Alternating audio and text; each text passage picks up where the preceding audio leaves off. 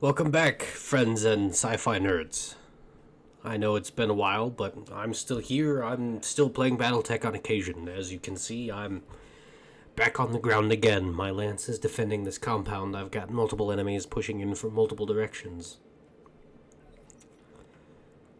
I've learned to stream, too, so if you can find me, my Twitch name is Chase Spades, one word, since it wouldn't let me use spaces and have my typical chase of spades that I use on other platforms.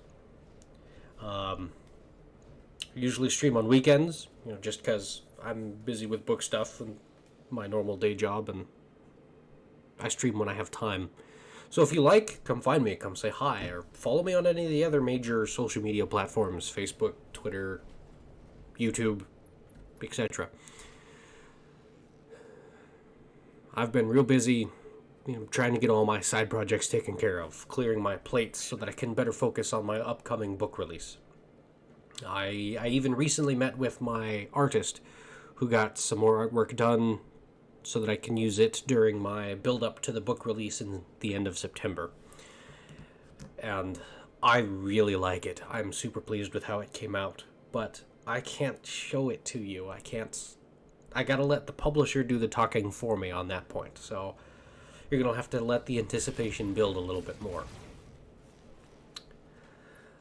Now that I've worked through a lot of those other projects and got a lot of that stuff swept off my plate, I can do this, the long-awaited fourth and final part of my video discussion series on faster-than-light travel, and some of the problems that humanity has standing in its way. If you're here for the ride, please drop a like, subscribe if you haven't, leave a comment telling me how badly you disagree with me, because I'm going to get a little controversial about this. So without further ado, I'm just going to flat out say it. Even if humanity achieves faster-than-light capabilities, we shouldn't do it. There's no need. Let me start over. If humanity unlocks the secrets of faster-than-light travel, or somehow manages to dodge the known laws of physics, I don't think we should be sending people to other planets. Probes, sure, we can learn all kinds of stuff, identify and even hold back raw resources if we absolutely need them. But I don't think we should spend the resources to send humans to other planets. And before everyone goes pounding on their keyboards like a gang of chimps down in the comments section, hear me out. I am strongly encouraging. Leave comments, let's have a discussion about this, but let me finish explaining my point. I can surmise the whole argument with one phrase. Economy of effort. I'm not going to use too much detail here, but just as an example, I will talk about the Saturn V rocket that we used to put men on the moon, because everyone will recognize what that is. I'm not good enough at maths to come up with my own example. That would be possibly more detailed. So, Saturn V it is. The specs for the Saturn V used for the Apollo 11 mission were 363 feet tall, 33 feet in diameter, and it weighed 6,478,000 pounds, and it generated 7,500,000 pounds of thrust, with a total burn time of 384 seconds. It managed to carry a total payload of 100,740 pounds, including the 3 men. Lofted that all the way to the moon. It achieved a maximum speed of about 685 miles an hour, and had a total flight time of it achieved this maximum speed of 30 seconds. Sorry, I'm looking at my list of notes and facts here. It achieved this 685 miles per hour after 30 seconds of flight time. Saturn V is massive and powerful. In 1 second, it burned more fuel than it took Charles Lindbergh to cross the Atlantic Ocean. So, using this example of the Saturn V, let's say we built a new one and launched it in orbit. Not off of the Earth's surface, but launched it in orbit so it's not struggling against Earth's gravity. A theoretical max velocity that we could achieve by all 3 stages in a roughly 17,900 meters per second, which translates to roughly 40,000 miles per hour. And that's crazy fast. But the speed of light is 186,000 miles per second, or, to use the same units, 671 million miles per hour. So the Saturn V's maximum velocity, or delta V if you will, is 0.0059% of light speed. The speed of light is more than 16,000 times faster than the maximum achievable speed of the most powerful rocket humanity has ever built, if it was launched from space and not the Earth's surface. But just because theoretically it could reach that speed doesn't mean it actually could. And let me explain that too. Because of its mass, having to lift its own weight in addition to the weight of its payload, the first stage had a burn efficiency of about 6.2%, and about 12.1% on the second stage outside of the atmosphere. Now, remember when I said in the previous installments, the bigger, the more powerful the rocket is, the more fuel it's going to have to burn. Therefore, the more weight it will have to loft. Therefore, the more power it will have to exert to lift itself. But more power requires more fuel, which requires more weight, which requires more power, creating a vicious cycle. I even spelled this MOAR in my notes, for theatrical effect. Anyways, the point is, when launched in vacuum, the maximum velocity of the exhaust gases from the Saturn V's engine are nearly 3 kilometers per second, or in standard units, 6,600 miles per hour. Therefore, the rocket can never exceed this speed. That's how fast it is expelling material. If somehow you had unlimited fuel source and could burn that engine forever, it would be impossible to exceed 6,600-ish miles per hour. Even if eventually you managed to reach a speed equal to your exhaust velocity, as you got closer to that speed, the effect of the engines accelerating you would become less and less, and you would have to go longer and longer, burning more and more fuel to accelerate that little bit by little bit. My point is, even if you somehow achieve near light speed or faster than light speed travel, it would probably take lots of resources.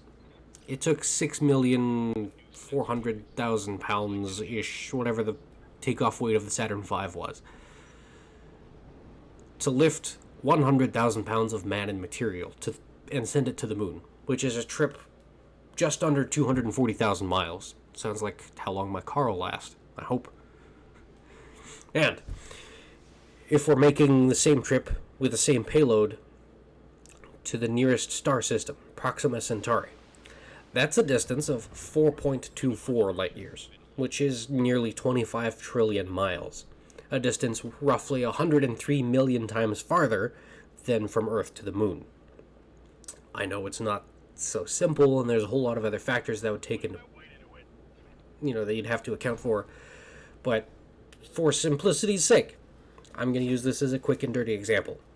If you built a Saturn V rocket, bigger, scaled it up to make that trip, it would weigh 690-ish trillion pounds. Not millions, not billions of pounds, trillions of pounds, which, while is still a small factor, is still a measurable portion of Earth's total mass, just to get 3 men to Proxima Centauri, and that's leaving no way for them to come back. So this is one of the 2 main reasons why I think, even with faster-than-light abilities, humanity should not colonize other planets on other stars. All that fuel, all that power, all that delta V, whatever you want to call it, could be better spent here, in our own solar system, in our own backyards. We could build our own habitats, our own planets, while spending fewer resources.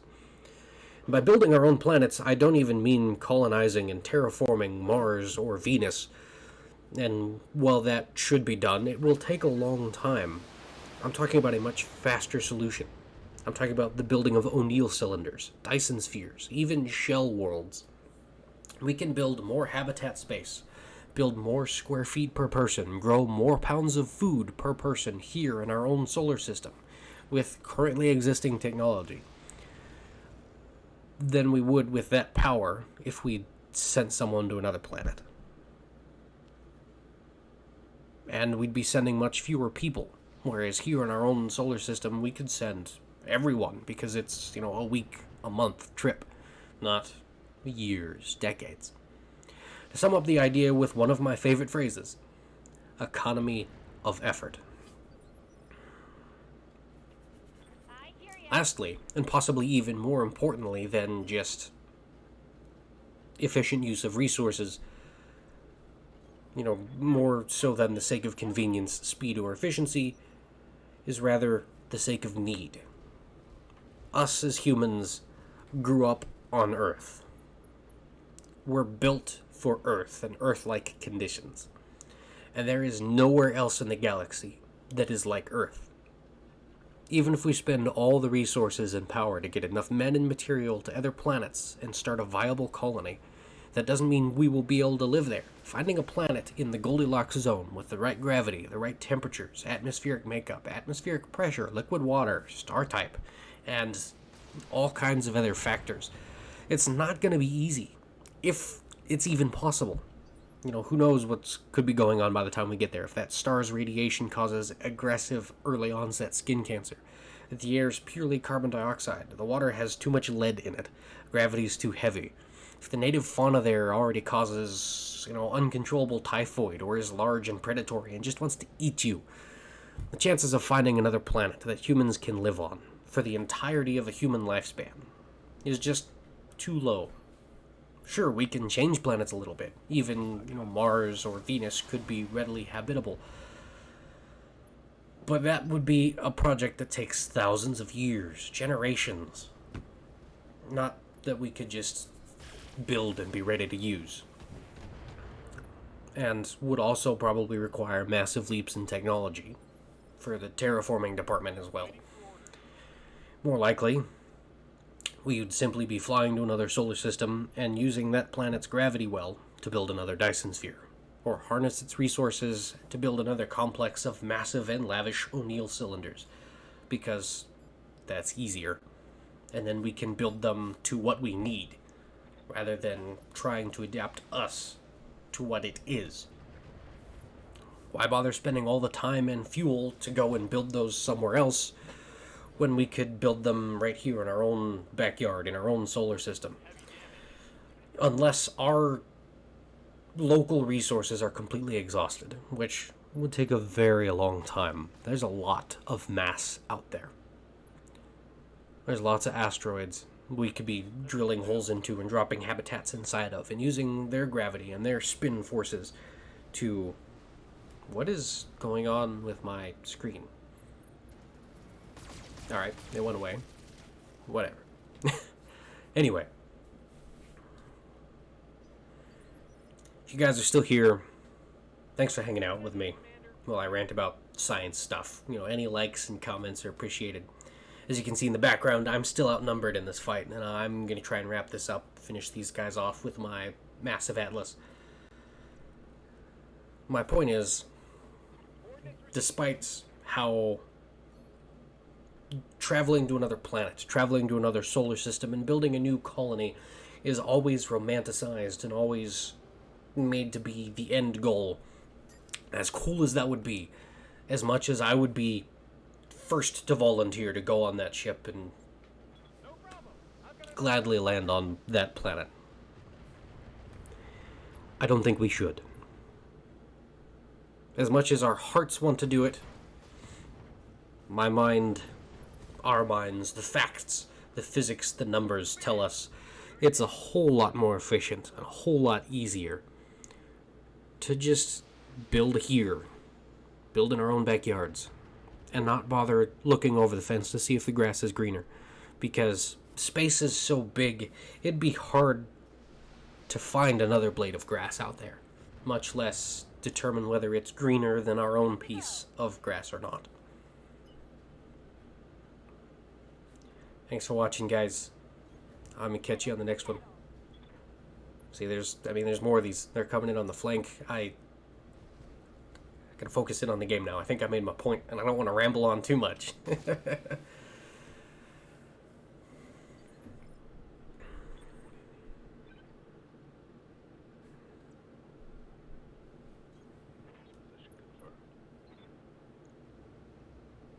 Can you get away from this guy's flamethrower? Get some big hits in there. Oh, come on, you missed with the cannon? Bro, you're killing me.